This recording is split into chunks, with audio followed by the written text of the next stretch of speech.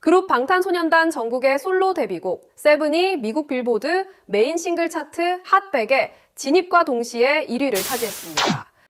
2023년 한 곡이 빌보드 핫백 정상에 오릅니다. 방탄소년단 멤버 개인으로는 두 번째, 그것도 데뷔 후 딱 10년 만에 솔로 데뷔곡으로 거둔 성과였죠. 카메라만 마주쳐도 눈을 피하던 부끄러움 많던 한 소년의 이야기입니다. 1997년 9월 1일 부산광역시 북구 만덕동. 전정국은 이곳에서 태어났습니다. 이남 중 둘째, 위로 형이 한 명 있었죠. 백양초등학교를 졸업하고 백양중학교에 다니던 평범한 아이였습니다. 빅히트에 들어가기 전까지 다녀본 학원이라곤 태권도장 하나뿐이었어요. 특별할 것 없어 보였던 이 소년의 인생은 만 13살 한 오디션 무대에서 완전히 방향을 틀게 됩니다.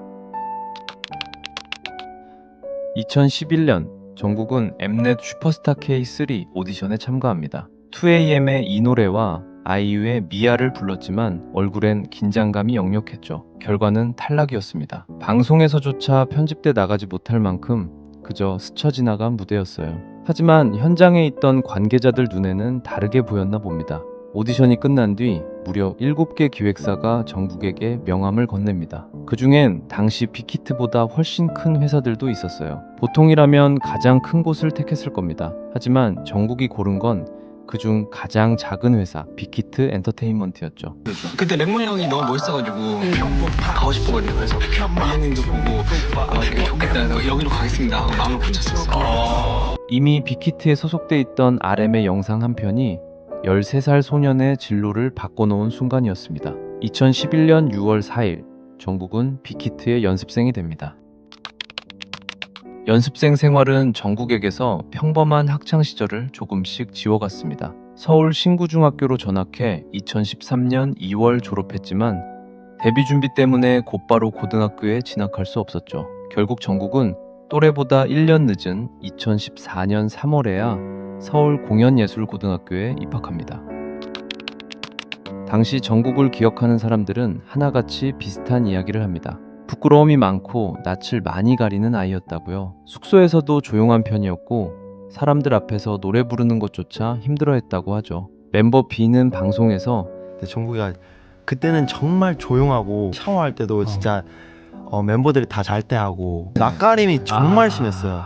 인터뷰에서도 한두 마디가 전부였던 정국은 어느새 팀 안에서 사춘기 담당이라는 별명까지 얻게 됩니다. 그런 정국에게도 확실한 재능은 있었습니다.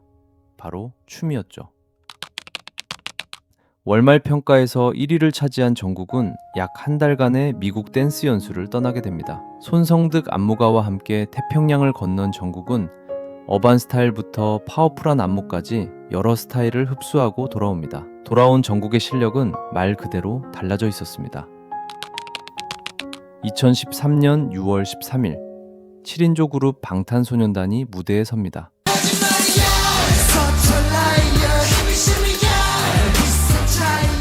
정국 만 15, 멤버 중 가장 어린 나이였어요. 그런데 데뷔가 정국의 낯가림까지 없애주진 못했습니다.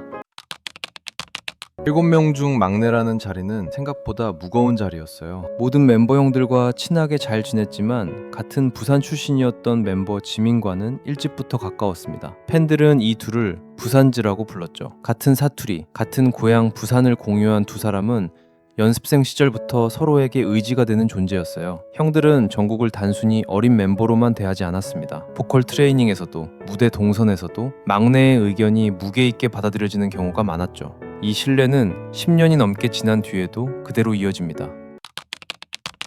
화려한 무대 뒤에서 정국은 계속 뭔가를 만들고 있었어요. 데뷔 앨범 수록곡 공동 작사를 시작으로 2018년에는 매직샵 작사 작곡에 참여합니다. 2020년 데뷔 7주년을 맞아서는 자신이 만든 곡 하나를 조용히 공개하죠.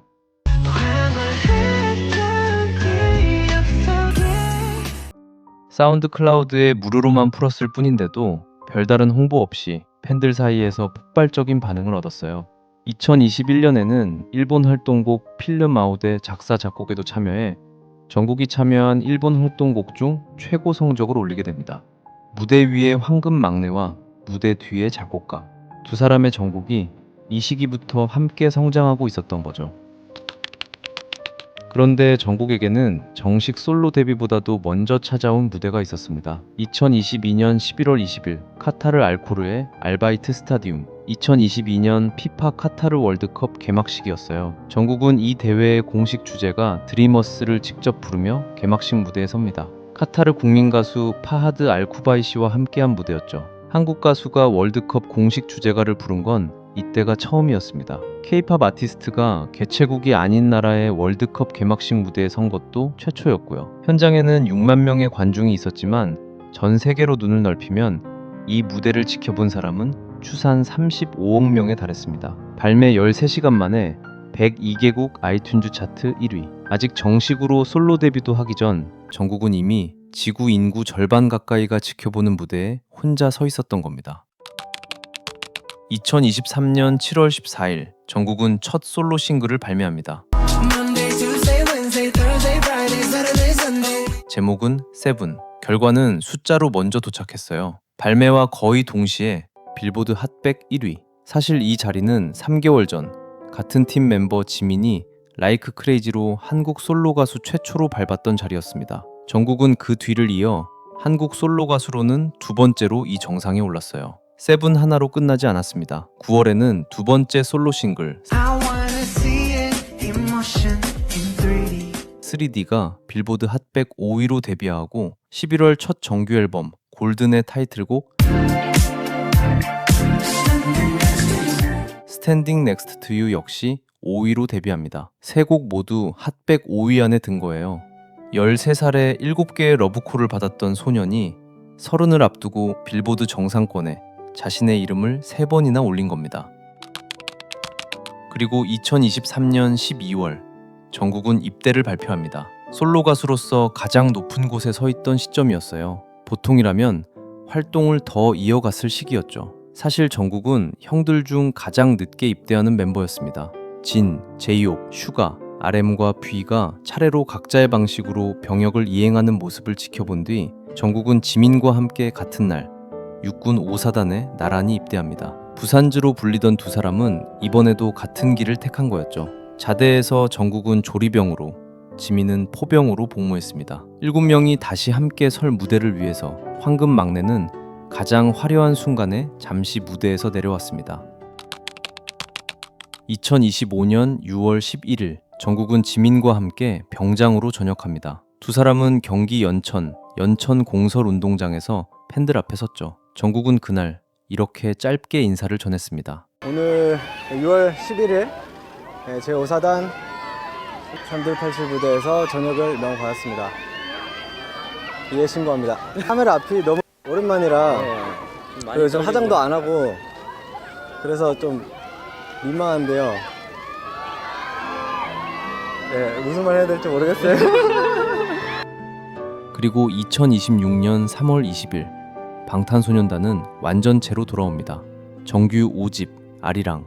다음 날인 3월 21일에는 광화문 광장에서 무료 컴백 공연을 열었고 이 무대는 넷플릭스를 통해 전 세계에 생중계됐습니다. 7명이 다시 한 무대에 섰을 때 그 안엔 여전히 뭐든 해내는 막내가 서 있었죠. 2년 가까운 공백을 거치고도 무대 위의 정국은 오히려 더 단단해져 있었습니다. 부산의 한 소년이 오디션 무대에서 떨어졌던 날로부터 15해가 지났습니다. 7개의 러브콜 중 가장 작은 곳을 택했던 선택, 카메라 앞에서 한마디도 못하던 낯가림, 완벽한 무대 뒤에서도 스스로를 몰아세우던 습관, 그리고 그 모든 걸 누가 시키지 않아도 스스로 다듬어온 시간. 정국의 이야기는 그 선택과 그 시간들이 쌓여 만든 기록이에요. 그리고 이 기록은 아직 끝나지 않았습니다. 영원한 아미 여러분들의 가수가 되고 싶고 앞으로 그런 가수가 되도록 노력하겠습니다. 감사합니다.